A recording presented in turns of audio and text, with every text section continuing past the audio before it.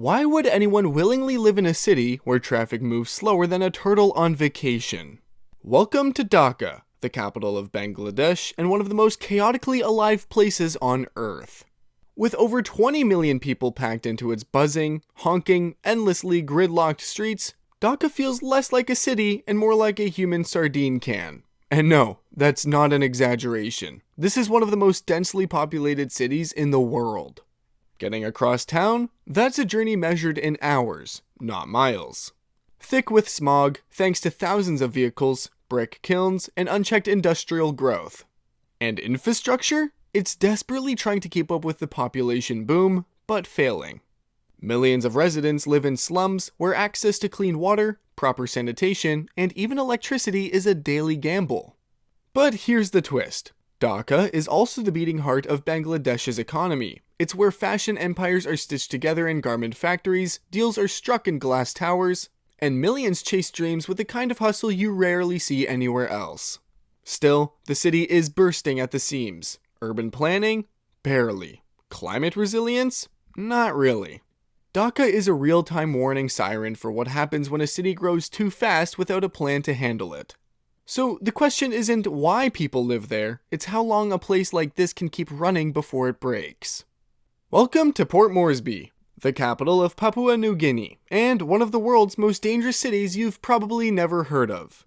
From afar, it looks like a tropical paradise with stunning coastlines and lush hills, but take a step closer, and the picture gets dark fast. This city grapples with a cocktail of challenges: sky-high crime rates, deep-rooted poverty, and barely functioning public services. Armed robberies, gang violence, and assaults are so common that even locals tread carefully. International advisories regularly warn travelers to avoid large parts of the city entirely. But the trouble doesn't stop at safety. Infrastructure is weak at best, with many neighborhoods lacking proper roads, sewage systems, or consistent electricity. Access to basic healthcare and education is limited, making it even harder for residents to break the cycle of poverty and violence. And yet, Port Moresby isn't abandoned. It's the political and economic hub of the country, where government offices meet luxury hotels in a jarring blend of wealth and struggle. Some efforts are underway to boost security, modernize infrastructure, and attract investment, but progress is slow and uneven. So, while developers push for growth, locals are still stuck navigating a city where just getting through the day can feel like survival mode. Port Moresby is more than a troubled capital. It's a reminder of what happens when urban growth is met with neglect, inequality, and a government that's always playing catch-up. Lagos is the kind of city where ambition collides with chaos, every single day. As Africa's largest metropolis, Lagos is a magnet for dreamers, hustlers, and entrepreneurs. It pulses with energy, creativity, and raw determination. But behind its booming economy and glittering high-rises lies a harsh urban reality that millions call home. With over 15 million people packed into its ever-expanding borders, Lagos is bursting at the seams. Overcrowding is the norm, and affordable housing is a rare luxury. Entire communities spring up in informal settlements where basic services like running water and sanitation are hit or miss, mostly miss. And then there's the flooding. Every rainy season turns neighborhoods into swamps thanks to clogged or non-existent drainage systems. Combine that with unreliable electricity and soul-crushing traffic that turns a 10-mile trip into a 2-hour ordeal, and you've got a city constantly on the brink of exhaustion. Yet, Lagos doesn't stop. It can't afford to. It's Nigeria's economic powerhouse, a hub for tech startups, oil money, Nollywood, and everything in between. The city embodies possibility, but also the cost of chasing it in an environment where infrastructure lags far behind ambition. Lagos is a living paradox. It's both a gateway to wealth and a grind that tests your will. It's vibrant, it's brutal, it's alive, and it's a glimpse into what happens when urban growth outpaces urban planning. In Lagos, the future is now, but it's running on fumes. What are your thoughts on this? Let me know in the comments down below. Caracas didn't crumble overnight, but when it fell hard. Once one of South America's most modern and promising capitals, Caracas is now a cautionary tale carved into concrete. The city that once buzzed with oil wealth and cosmopolitan flair has become synonymous with survival, scarcity, and fear. At the heart of its collapse and Venezuela's relentless economic freefall, hyperinflation has turned cash into confetti. One day's salary might not buy a loaf of bread the next day. Supermarket shelves sit half empty, while families queue for hours hoping to score basic necessities, like rice, medicine, soap, or anything. But poverty isn't the only threat here. Caracas is consistently ranked among the world's most dangerous cities, with armed robberies, kidnappings, and homicides haunting its streets. Law enforcement is underfunded, undertrained, or simply overwhelmed. Add a crumbling healthcare system, erratic electricity, water supply, and the city becomes less of a home and more of a test of endurance. And yet, Caracas still stands. In pockets of the city, life goes on. Street vendors sell empanadas, kids play football, murals bloom with color. There's resilience in the rubble, but it's hard to ignore the elephant in the room. This wasn't caused by war or disaster. It was political decay, mismanagement, and corruption. Caracas is more than a failed system. It's a stark reminder of what happens when leadership fails its people. A city that once dreamed big now struggles to simply get by. What happens when a city grows faster than its heartbeat? Welcome to Kinshasa, a vibrant, chaotic megacity straddling the banks of the Congo River. It's the beating heart of the Democratic Republic of Congo, home to more than 17 million people and one of the fastest growing urban centers on the planet. But with that explosive growth comes an equally explosive set of problems. Every day, Kinshasa adds thousands to its population, but the infrastructure?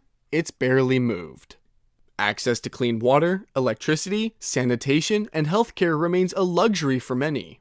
In some neighborhoods, entire families survive without running water. Power outages are common, trash piles up, and yet the city keeps expanding, swallowing up swaths of land faster than it can pave roads or build schools.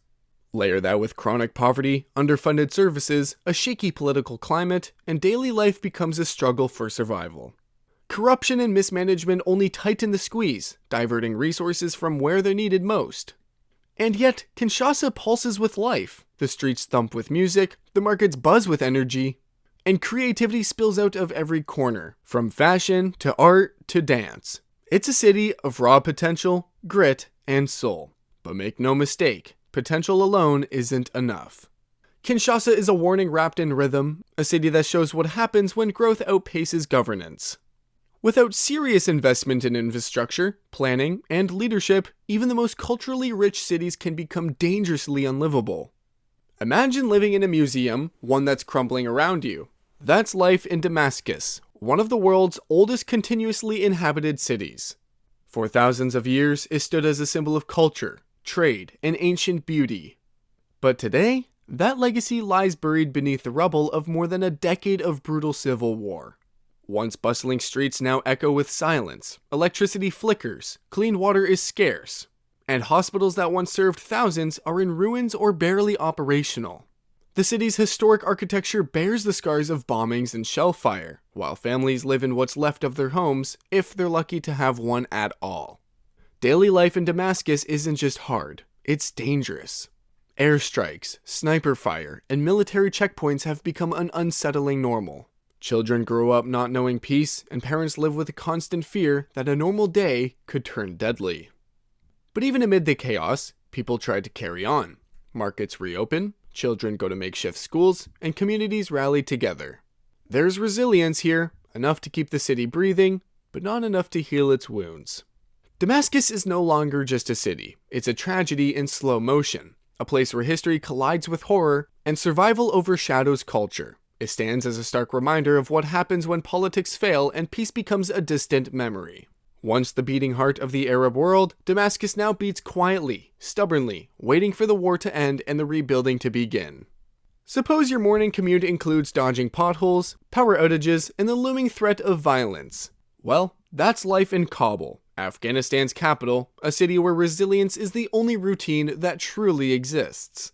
Decades of war, regime changes, and foreign interventions have turned Kabul into a patchwork of destruction and determination. Once a cultural hub nested between mountains, today it's a city scarred by conflict and uncertainty. From damaged roads to crumbling schools and hospitals, basic infrastructure is hanging on by a thread. Power cuts are common, clean water is a luxury, and healthcare? Often out of reach. But Kabul's challenges don't stop at the physical. Security is a daily gamble. Armed checkpoints, bombings, and political unrest have made fear part of the city's landscape. Children grow up to the sound of sirens instead of school bells, and families live with the knowledge that anything can change in an instant. Despite the hardships, life doesn't halt. Markets open, weddings happen, people try to carve out a sense of normal, even if it's just for a few hours a day. Kabulists are nothing if not resilient, but resilience can't replace roads, peace, or opportunity. Kabul's story is a painful testament to what happens when war becomes a permanent backdrop. It's not just a city in crisis, it's a city surviving on hope, endurance, and the faint promise that someday, it won't just be known for conflict, but for recovery. Suppose that day came soon, what a city it could be. Ulaanbaatar, Mongolia's capital, is the world's coldest capital city where winter isn't just a season, it's a survival test. With temperatures plunging to -40 degrees Celsius, staying warm isn't optional. But heating comes at a steep cost. Most of the city's residents rely on coal-burning stoves to fend off the chill, especially those in the city's sprawling Gur districts, informal settlements lacking access to central heating. And, you know what happened? A toxic smog so thick it cloaks the skyline, seeping into homes, schools, and lungs. Air quality here can be up to 133 times worse than the WHO's safe limit, especially in winter months. And then there's the infrastructure, or the lack of it. Rapid urban migration has overloaded the city's systems. Roads are congested, public services are strained, and many new residents live in makeshift housing with poor sanitation and limited electricity. Yet, despite these brutal conditions, Ulaanbaatar is growing. The city is Mongolia's political, cultural, and economic heart, home to over 1.6 million people, nearly half the country's population. It stands as a stark example of what happens when climate, poverty, and urban sprawl collide. Still, efforts are underway to improve things, from coal alternatives to better urban planning. But with the mercury dropping and pollution rising, time is running out. Which city's challenges surprised you the most? Share your thoughts in the comments below, and let us know if you'd like to see more stories of cities overcoming adversity.